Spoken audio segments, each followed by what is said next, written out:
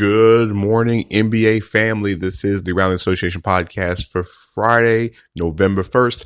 And I'm your host, Danny Thompson, checking with you this morning here on Spreaker, iTunes, iHeartRadio, as well as our good friends at Spotify, Podcast Addict, and every other place you can download, Google Podcasts, and every other place you can download podcasts. And you can follow me on Twitter at Danny, DANNY. Number 3, then Thompson, THOMPSON. Follow the Rounding Association Facebook page, as well as roundingassociation.com for all your latest on NBA news. So for the next few minutes, we'll talk about everything you missed on the Thursday night games. 3 quick games in the NBA last night, according, with Thursday night being national TV night on TNT. So TNT had 2 of the games, and then the late game was out in Los Angeles. So let's get to let's go over your game tonight and talk about what's going on Friday night. Out in Atlanta was the top story of the night, and it was not the Butler who did it. It was a Nunn that took care of business. Kendrick Nunn's 28 points leads the Miami Heat to a 106-97 victory over the Atlanta Hawks out at Phillips Arena on Thursday night. And the story wasn't what Jimmy Butler did. It's what Kendrick Nunn's been doing the first 5 games. He did score 28 points tonight, but most importantly, Kendrick Nunn's performance put him in a rare type of era that no undrafted rookie's ever done. And Nunn's 28 points allowed him to be the best scoring player in the history of the NBA that was never drafted this first 5 games. He fell 2 points short of Kevin Durant's 112 points, but Nunn's 110 points through the first 5 games of the season is a record that no other rookie will ever have. Nunn, the undrafted rookie out of Oakland, has just been doing it dazzlingly. And remember, for those who don't know Kendrick Nunn, in college, he was the country's second leading scorer when he graduated, as far as points per game in his senior season. The leading scorer that season was Trae Young of the Atlanta Hawks, who was out last night due to an ankle injury. Nunn's 28 points, including 14 in the third quarter, pretty much sealed a game that was kind of ugly from the start because Atlanta kind of looked out of sync. Cam Reddish was starting at point guard. And nothing against Cam Reddish. Reddish had 9 points and 4 assists. Only 1 turnover, but kind of looked out of place playing his first game at the point guard position. There were times where he looked really good, and there's times where you can tell he was a rookie, especially not used to being the ball handling stature of handling the ball on a regular basis. Jabari Parker led Atlanta with 23 points, 8 rebounds. Is the Hawks tried to chip into this lead that the Heat have had most of the game, got the lead down to 6 after DeAndre Bembry had a steal and a finish. Bembry, I think, had 18 points in the game. But after Eric Spoelstra called timeout, Miles Leonard hit 2 consecutive 3-pointers to put the game away. Leonard had 16 points as well, too, for Miami. But like I said, they got the 28 points from Kendrick Nunn. They had another big game from Tyler Herro off the bench. The two rookies in the backcourt are just literally lighting things up. And Jimmy Butler had a very interesting stat line. Butler only had 5 points on 2 of 10 or 2 of 11 shooting last night, but mostly Jimmy Butler did everything else. Butler filled every single stat sheet you possibly think of last night. He had 11 rebounds, 9 assists, 6 steals, 3 blocks. Butler was everywhere on the floor. It didn't have to do it scoring wise. He did everything defensively. I mean, he shut down wings, got his teammates involved. And that's how Jimmy Butler's been. And even talking to Jason Jackson in preseason, it's not even Jimmy having to be aggressive. He's just there to do everything you want him to do. And if you need him to close games, that's his job. But the Heat have looked dangerous. They lead the Southeast Division the first couple games of the season. They're now at 4-1. Atlanta falls down to 3-2. Like I said, they lost both games without Trae Young. He lost the game against Philadelphia when he went down. And of course, they lost the Heat last night. Out in New Orleans, the other game on TNT, the New Orleans Pelicans finally break the losing streak and get off the snide with an impressive victory last night over the Denver Nuggets by the final score of 122-107. Joel Okafor sighting. Okafor led the Pelicans with 26 points and really got the majority of playing time because Derek Favors was out due to another injury. Brandon Ingram continued his high start with 25 points and 5 assists, and Frank Jackson knocked down 21 points for the Pelicans. This was a game where the Pelicans pretty much dominated after the first quarter. Some back and forth action in the first quarter, but then the Pelicans got it together. Drew Holiday finally was starting to look healthy after missing the last couple games due to an ankle injury. He had 19 points, and really it was just a Pelicans team effort against a Roadbury Nuggets team that played previously on Wednesday night. Also, the Nuggets were shorthanded as well. Barton was out, but For those who have been waiting for the debut of Michael Porter Jr., he finally shows up, finally got in the action, and Michael Porter, in his first NBA action of his career, knocked down 15 points in 21 minutes, a variety of different ways. He even knocked down the three-pointer, got to the rim a couple times, got to the line 6 times in the night. Because Denver really had a balanced effort, but just couldn't keep it together. The Nuggets fell on the road by 15 points. Like I said, give a lot of credit to the Pelicans.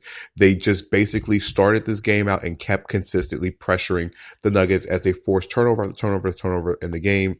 The Pelicans, like I said, Lonzo Ball had 8 assists, and really it was mostly just a very good defensive effort. They forced 14 turnovers, and the Pelicans really shot the ball very well. 45% from the three-point line, 53% from the field. So this was a Pelicans victory. Like I said, it was pretty much dominated by the predication of getting guys and scoring. And key stat, Brandon Ingram scored 22 points in his first 5 games. In his first 5 games since coming over from the Los Angeles Lakers in a trade. Final game of the night out in Los Angeles. Speaking of Los Angeles, the LA Clippers hold on to beat the San Antonio Spurs, and the Kawhi Leonard returned to his play his former team game, 103-97. Leonard had 38 points and 12 rebounds, along with the 4 steals. The Spurs are now also not undefeated any longer. The Clippers go to 4-2 on the season. Montrezl Harrell had 24 points off the bench for the Clippers. The Spurs kept getting the game closer and closer. DeMar DeRozan was hitting shot after shot, matching Kawhi Leonard throughout the fourth quarter, but it was just too much Leonard in the second half. Out of the 38 points, Leonard was 25 in the second half, and it was really mostly Kawhi doing it in different ways, whether it be causing turnovers, as he had a great steal and a dunk on DeMar DeRozan, and it was really him hitting shots everywhere. He got off to a slow start shooting, but Leonard finished off the Spurs and ended their undefeated streak. On the night shooting for Kawhi, Kawhi had he finished the game 15-32. He started the game, I think it was like 5 for 15 to start the game. He really heated up down the stretch, and the Clippers won the game, even though Lou Williams did shoot an abysmal 5 of 19. Like I said, Montrezl Harrell had 24 points, but it was an efficient 24 points as he went 9 for 11 from the field. Clippers are 4-2. Spurs are now 3-1. Friday night in the NBA, of course, it's always a busy night around the association on Friday. As we get close to Friday night's games, let's close out Thursday real quick with my stud of the night, and it's pretty simple. It's Kendrick Nunn, 28-point night for the rookie point guard out of Oakland. Like I said, the 110 points in the first 5 games is an NBA record for anybody who has not been drafted in his career. I mean, he eclipsed Clyde Hawkins' record back in the 1969-1970 season. I think it was like 106. But Kendrick Nunn's my definite star of the night. Jimmy Butler comes a close second because those two guys, they did it in different ways, but they impacted the game so much as the Miami Heat now taking first place over in their division, in the Southeast Division. 8-game schedule on a busy Friday night in the NBA is capped off by what is going on out in Dallas as the 3-1 Los Angeles Lakers take on the Dallas Mavericks on 9:30 on ESPN, which is the second of the doubleheader. Listen, Lakers Mavericks is going to be a lot of star power in this game. You have LeBron James, you have Anthony Davis, Luka Doncic, Kristaps Porzingis. The Dallas Mavericks were expected to be a pretty good team, but at 3-1 so far this season, this is a game and a matchup that's going to be a good barometer. The Lakers will not have Rajon Rondo. He'll probably be out one more game at least with the calf strain. Frank Vogel's not really going to push Rondo to get back in the lap as fast as possible. He's going to try to let that calf strain become completely healthy. LeBron James has done pretty well at point guard in that role. They have to get more knockdown shots from Avery Bradley and Kentavious Caldwell-Pope. But also the Lakers will also get the return of Kyle Kuzma, who is on a minute restriction, but the Lakers now have another offensive weapon to use against the Dallas Mavericks, who, like I said, have a dynamic duo of Kristaps Porzingis and Luka Doncic. Doncic gets a chance to show himself on the national stage once again, but watch Dwight Powell. Powell made his season debut the other night in the Mavericks victory over the Denver Nuggets. Remember, Powell is a huge, high energy guy that will play next to Porzingis and actually be a pretty much a rim protecting another rebounder to keep Porzingis off the block for the majority of the night. So let's go down the stretch. We'll start from the early games out in Brooklyn. This game will also be on ESPN. Rockets and Nets. The Rockets hopefully still have some points after scoring 159 of them against Washington on Wednesday. It's going against a Brooklyn team that is sliding. They've just Kevin Durant had just announced again yesterday with Stephen A. Smith that he will not be playing at all in the 2019-2020 season. He reiterated once again that he's not going to be playing. I don't buy it. If the Nets can somehow get this together and turn the ship and turn this to a championship team, I just can't see Kevin Durant missing the entire season with the Nets having a chance to win a championship. Otherwise, the Rockets bring Russell Westbrook and James Harden into Brooklyn. It'd be great to see potentially those two and Kevin Durant all interact together, because we haven't really seen them together in the same room like that since probably not kind of the All-Star game, since their time in Oklahoma City together. Out in Indiana, the Indiana Pacers trying to get 2 in a row as they take on the 2-2 Cleveland Cavaliers, 7 p.m. on NBA League Pass. Pacers are trying, like I said, to build off the momentum of their first victory of the season on Wednesday night. Pacers will not have Miles Turner in the lineup and will need to find some other scoring other than Malcolm Brogdon, who's off to the best start of his career. The Cavs are led by the dynamic duo of Tristan Thompson and Kevin Love. And yes, I did say the dynamic duo because both guys are averaging over 15 points and over 10 rebounds a game.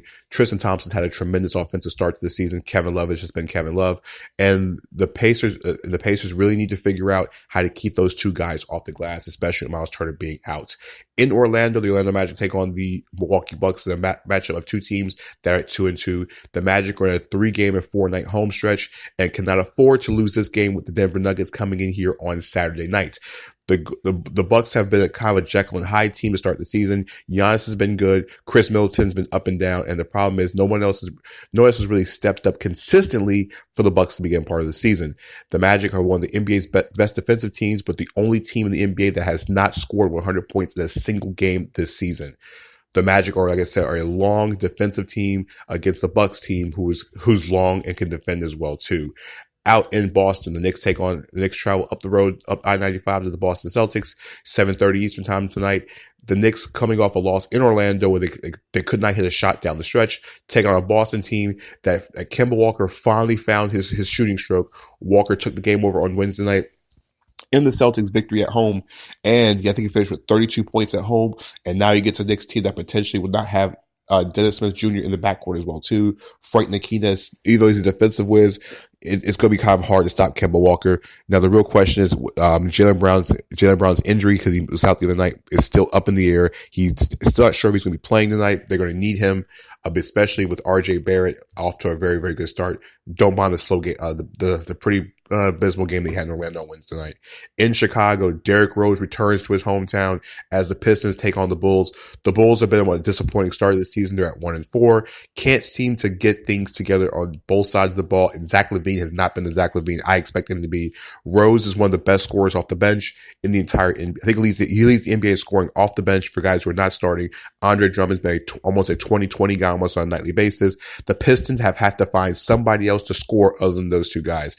Hi, Luke Kennard. This might be your game tonight. Otherwise, the Bulls are going to need something more than just Lauri Markkanen. They're going to need, and Wendell Carter Jr. is playing solid. They're going to need some more help. Whether it be Zach LaVine or whether it be Kobe White, somebody has to start scoring the basketball other than the big guys for the Bulls.